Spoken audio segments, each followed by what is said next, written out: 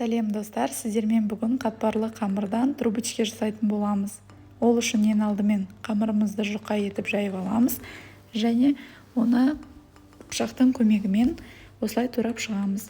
Трубочкаға арналған темірімізге осы қамырымызды орап шығамыз. Ол үшін ең үстіңгі жағы мен ең астыңғы жағы қатты жабылып қалмауы керек, бос орын қалдырамыз.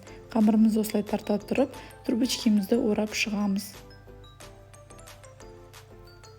Жұмыртқаның сарысымен трубочкаларымызды жағып шығып, асты-үсті режимде 25-20 минутта 180 градуста пісіреміз.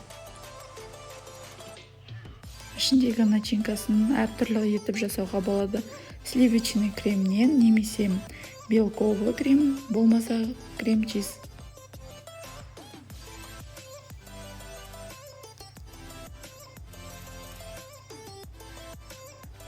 Қамырымыз қатты суымай тұрған кезде осылай салфетканың көмегімен ішіндегі темірлерді алып алмасақ, кейін ол жабысып қалуы мүмкін.